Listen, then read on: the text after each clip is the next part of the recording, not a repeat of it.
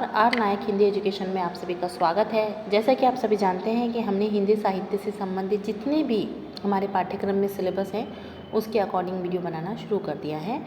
तो आज हम आधुनिक काल के संबंध में वीडियो बना रहे हैं। जैसे कि आप सभी जानते हैं कि हिंदी साहित्य के इतिहास को बांटा गया है ना, काल निर्धारण किया गया है। तो पहला आदिकाल, भक्ति काल, रीति काल और फिर उसके बाद है आधुनिक काल। तो आधुनिक काल किसे कहा जाता है, वो कब से आरंभ हुआ, उसकी क्या विशेषता थी और इस युग को आधुनिक काल क्यों कहा गया है, तो इसके संबंध में हम देखते हैं। तो देखिए, आधुनिक काल हिंदी साहित्य का चौथा और अंतिम युग है जो लगभग 1857 से आरंभ होकर अब तक चल रहा है। इस युग को हिंदी साहित्य में जागरूकता, स्वतंत्रता और सामाजिक परिवर्तन का युग माना जाता है। इसमें साहित्य में मानव जीवन का यथार्थ और समाज की समस्याओं को अपना मुख्य विषय बनाया है। देखो ये जो आधुनिक काव्य हैं ये 1857 जब अंग्रेज़ों का आगमन हुआ और उसके बाद 1857 का विद्रोह हुआ, उसके बाद के युग का जो भी काल था उस काल से लेके अब तक के काल को आधुनिक काल कहा जाता है।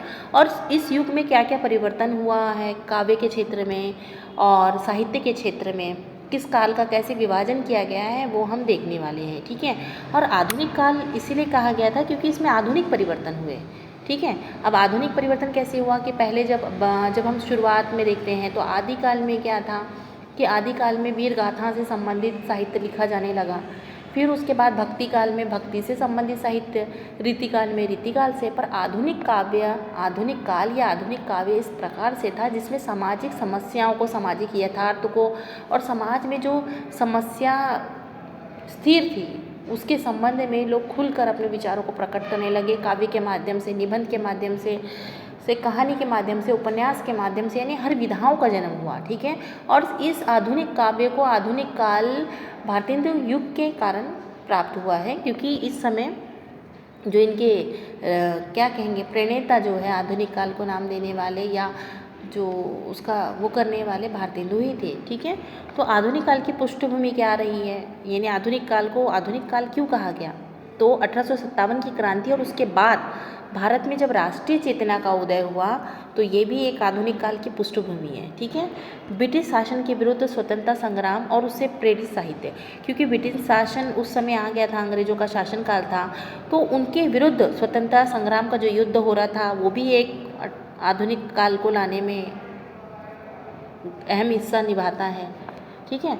पश्चिमी शिक्षा और संस्कृति का प्रभाव, क्योंकि देखो अंग्रेजों का आगमन भारत में हो गया था और पश्चिमी शिक्षा का प्रभाव और संस्कृति का प्रभाव भी हमारी संस्कृति में पड़ने लगा, जिससे कि हमारे साहित्यकार हैं उनकी विचारधाराओं में परिवर्तन हुआ और फिर उन्होंने उस परिवर्तन के आधार पर सही गलत का क्या निर्णय हो सकता है या बाहर की जो संस्कृति है, पश्चिमी सभ्यता के कौन से अच्छे गुणों को अपनाना चाहिए और हमारे देश में कौन सी रूढ़ी परंपरा है जिसको हमें नष्ट करना चाहिए, जो हमारे समाज के लिए घातक है, इन सब पे विचार मंथन होने लगा। और हमारे जो साहित्यकार हैं, हमारे जो साहित्यकार थे वो उनकी ग्रहण दृष्टि से वो सामाजिक समस्या पे, राष्ट्रीय जागरूकता पे विचार विमर्श करने लगे और उनकी बाहर की जो विदेशी संस्कृति उसका भी प्रभाव हमारे साहित्यकारों में पड़ने लगा।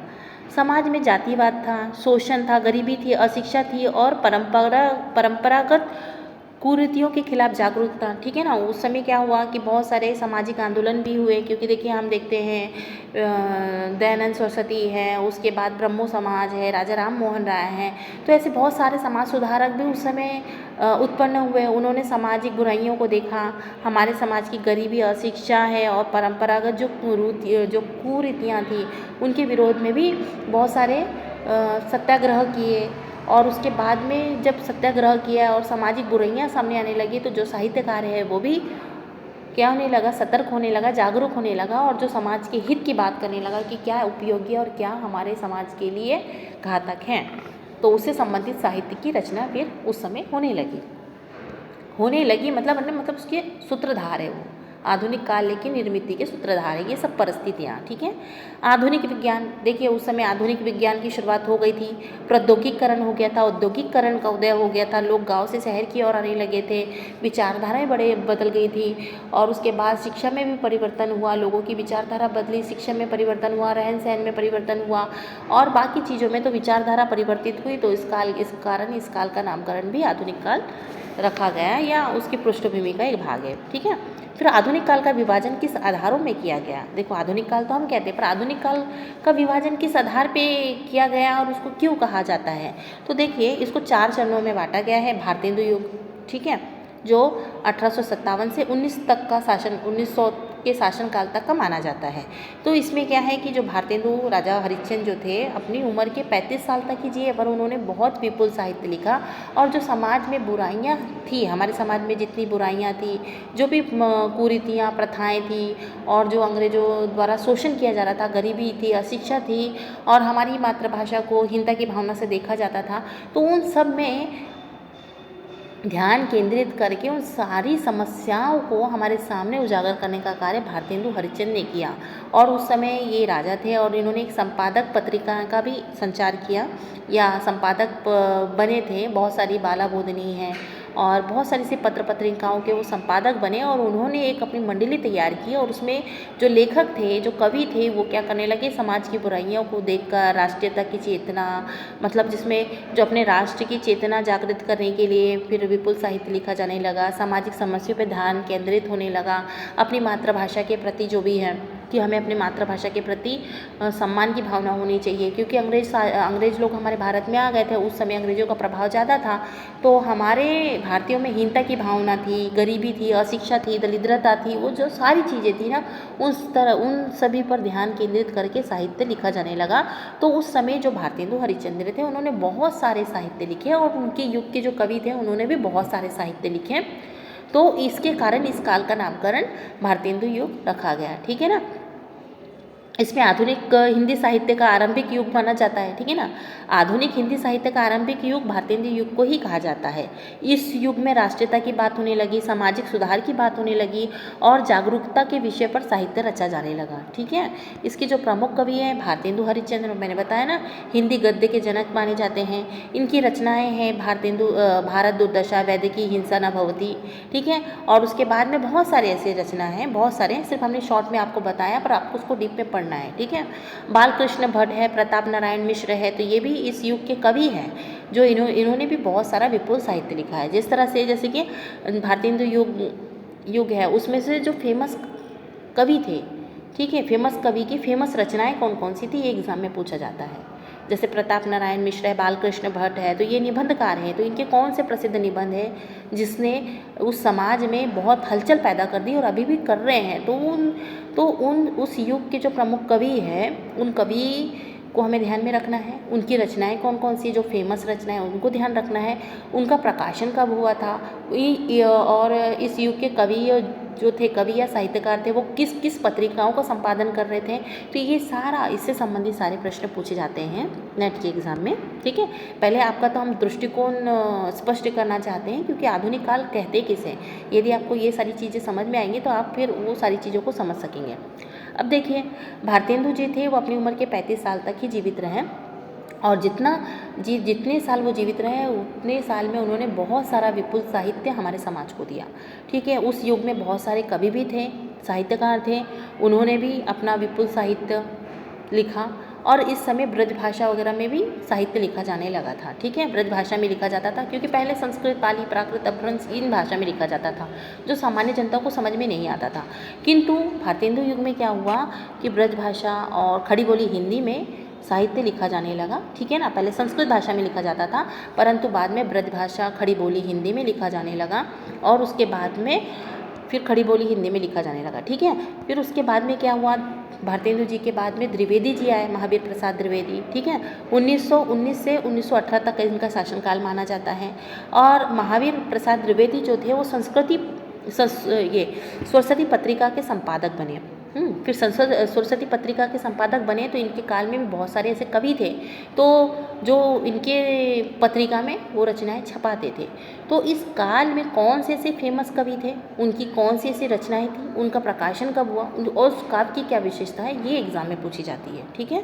और इस युग में खड़ी बोली के साहित्यिक विकास का युग माना जाता है, क्योंकि महावीर प्रसाद द्विवेदी थे, उन्होंने जितने भी साहित्यकार थे उनको ये सख्त इंस्ट्रक्शन दे दिया कि जो भी साहित्य लिखा जाएगा वो खड़ी बोली हिंदी में लिखा जाएगा, और एक तो उनकी व्याकरण शुद्धता होनी चाहिए, उसमें हिंदी में व्याकरण त्रुटियाँ नहीं होनी चाहिए, और दूसरी बात इसमें नैतिकता को ज़्यादा महत्व दिया गया और अश्लीलता को बिल्कुल प्रधानता दी ही नहीं गई।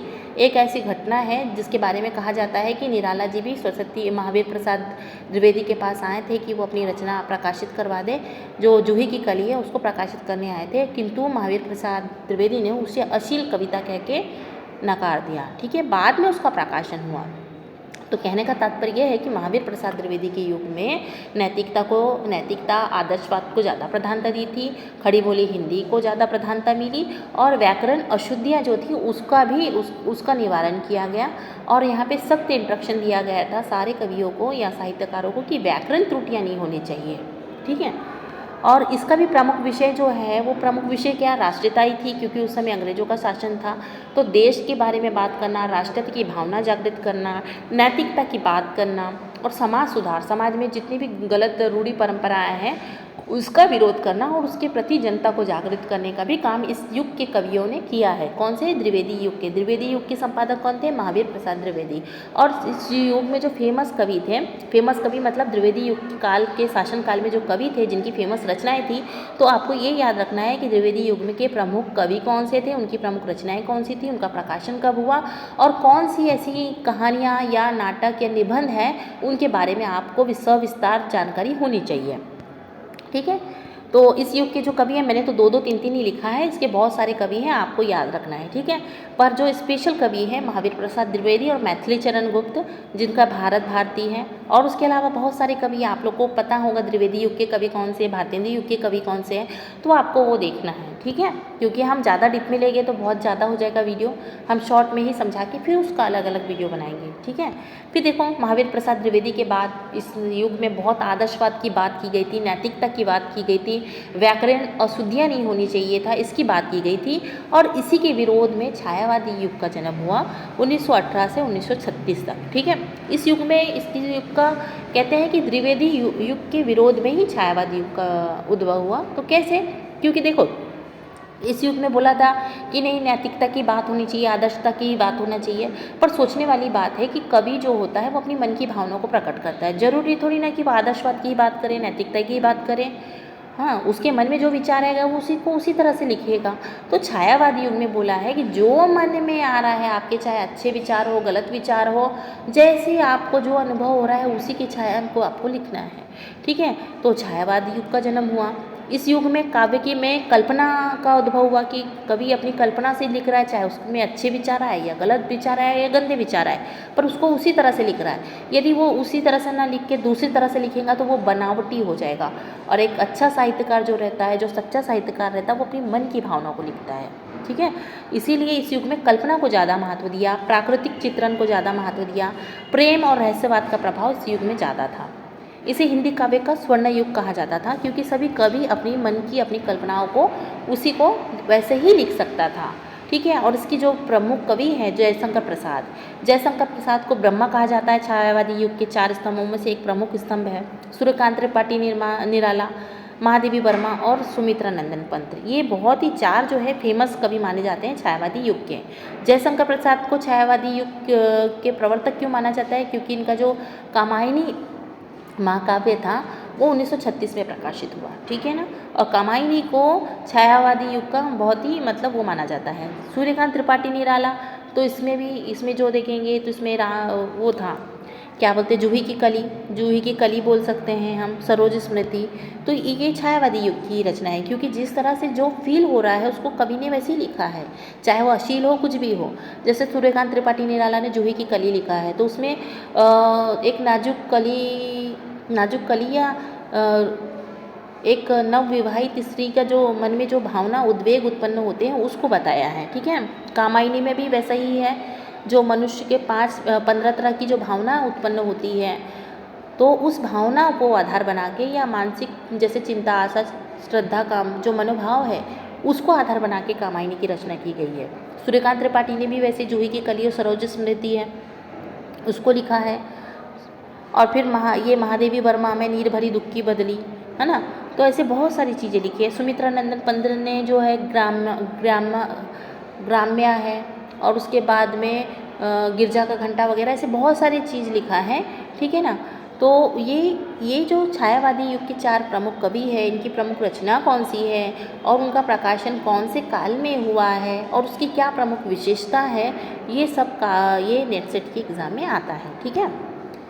प्रगतिवाद और उसके बाद अब छायावाद के बाद प्रगति की बात होने लगी कि अरे आप अपने मन की बात कर रहे हो, देश में क्या चल रहा है, समाज में क्या चल रहा है, वो सब दिखना नहीं, अपने मन की बात में लगे हो। तो इसके विरोध में, छायावादी के विरोध में प्रगतिवादी युग आया और इस युग में सामाजिक यथार्थ पर ज़्यादा विचार विमर्श होने लगा। समाज में जो बुराइयां हैं, समाज में जो समस्या है, उसके ऊपर ज़्यादा विचार किया जाने लगा। उस समय मजदूर वर्ग के बारे में विचार होने लगा, ठीक है। मजदूरों की प्रगति के बारे में बात करने लगे, किसानों की प्रगति, दलित है और समाज के जो शोषित वर्ग है उसके ऊपर लेखकों का ध्यान जाने लगा और वो प्रगति की बात करने लगे। इसलिए इस युग का इसका नामकरण किया गया प्रगतिवाद, ठीक है।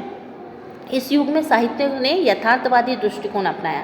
पहले क्या अपने निजी सुख के बारे में बात कर रहे थे छायावादी युग में, ठीक है ना।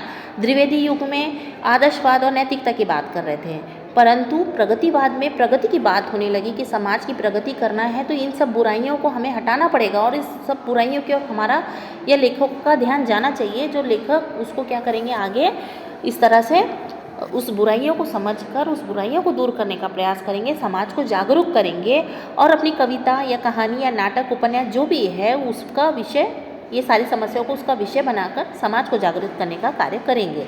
तो इसके प्रमुख धारा जो है, प्रमुख कवि बोल रहे हैं प्रगतिवाद के, तो सुमित्रा नंदन पंत है, नागार्जुन है, धूमिल है और बहुत सारे कवि हैं, ठीक है ना। अब नई कविता के जो प्रमुख कवि हैं, नई कविता के प्रमुख कवि जो है वो अज्ञे हैं। अज्ञे क्या है कि प्रयोगवाद का जन्म हुआ, ठीक है ना। प्रयोगवाद जिसमें क्या करने लगे, अज्ञे जी ने एक प्रतीक पत्रिका निकाली, हाँ, तार सप्तक के ये संपादक बने और उसमें 7 कवियों का एक समूह लिया और 7 कवियों को समूह लेकर उन्होंने जो समाज में यथार्थ घटनाएं हैं उसको आधार बनाकर साहित्य लिखना शुरुआत की, ठीक है ना। फिर आधुनिक उपन्यास और कहानियाँ भी इस युग में लिखी जाने लगी, जैसे प्रेमचंद्र है, यशपाल है, अज्ञे है, धर्मवीर भारती हैं और बहुत सारे जो साहित्यकार हैं उन्होंने भी आधुनिक काल में सिर्फ कविता तक सीमित नहीं रहे, उन्होंने आधुनिक उपन्यास, निबंध, कहानियाँ भी लिखने की शुरुआत की। अब देखिए आधुनिक काल की क्या विशेषता थी। आधुनिक काल की क्या विशेषता थी कि राष्ट्रीयता और स्वतंत्रता का प्रभाव ज़्यादा पड़ा, ठीक है ना, क्योंकि उस समय आधुनिक काल की कविताएं जो थी वो राष्ट्रीयता की भावना जागृत करने का सबसे सर्वाधिक कार्य किया। फिर यथार्थवाद जो कविताएं थी वो यथार्थवाद ने जीवन की सच्चाई को बताने वाली और समाज की सच्चाई, शोषण और असमानता का चित्रण करने वाली वो इस युग की प्रमुख विशेषता बनी, ठीक है ना, क्योंकि इसी पे विपुल मात्रा में साहित्य लिखा जाने लगा। लेखक लोगों का ध्यान सच्चाई, शोषण, असमानता जैसी चीज़ों पर जाने लगा और उसी पे वो साहित्य लिखकर जनता को जागृत करने का कार्य करने लगे। सामाजिक समस्याओं का वर्णन, ठीक है ना, हमारे समाज में जातिवाद, नारी उत्पीड़न, गरीबी, अशिक्षा जैसे मुद्दों पर लेखकों का ध्यान जाने लगा और उस पर वो साहित्य लिखने लगे। विविध विधाओं का विकास हुआ। देखिए अब पहले काव्य तो संस्कृत में ही लिखा जाता था, काव्य के रूप में लिखा जाता था, परंतु अब क्या होने लगा, कविता, उपन्यास, नाटक, निबंध और आत्मकथा जैसे विशेष विषयों पे साहित्य लिखा जाने लगा। और खड़ी बोली युग मतलब इस युग में खड़ी बोली को और अधिक प्रोत्साहन मिला, मातृभाषा को बहुत अधिक प्रोत्साहन मिला। और पश्चिमी प्रभाव, इस युग में समाजवाद, मार्क्सवाद और अस्तित्ववाद जैसे विचारों का भी साहित्य पर क्या प्रभाव पड़ा, ठीक है। और आधुनिक काल के प्रमुख लेखक और उनकी रचनाएं हैं, जैसे कविता है तो जयशंकर प्रसाद की कामायनी है, महादेवी वर्मा की नीरजा है, सूर्यकांत त्रिपाठी निराला की राम की शक्ति पूजा है, अज्ञे की हरी घास पे क्षण भर, ठीक है। कहानी उपन्यास में प्रेमचंद्र का गोदान है, गमन है, यशपाल का दिव्या है, अमृतलाल नागर का मानस का हंस है। नाटक जो है भारतेंदु हरिश्चंद्र का अंधेरी नगरी है, जयशंकर प्रसाद का स्कंदगुप्त है। निबंध और आत्मकथा महावीर प्रसाद द्विवेदी और रामचंद्र शुक्ल का है, ठीक है। अब आधुनिक काल का महत्व जो है, आधुनिक काल ने साहित्य को समाज के हर पहलू से जोड़ा है। यह साहित्य ने केवल मनोरंजन का माध्यम नहीं रहा, बल्कि समाज में जागरूकता और परिवर्तन का साधन बना। इस युग में साहित्य मानव जीवन की जटिलता और यथार्थ को समझने का माध्यम बना। आधुनिक काल ने हिंदी साहित्य को वैश्विक पहचान दिलाकर उसे एक नई दिशा प्रदान की। आशा करते हैं कि आप सभी को ये समझ में आया होगा आधुनिक काल के बाद उसके बाद हम जितने भी काल हैं उसका हम वीडियो देखेंगे, ठीक है, उसका वीडियो बनाएंगे। तो यदि आपको पसंद आया तो लाइक और सब्सक्राइब करें। धन्यवाद।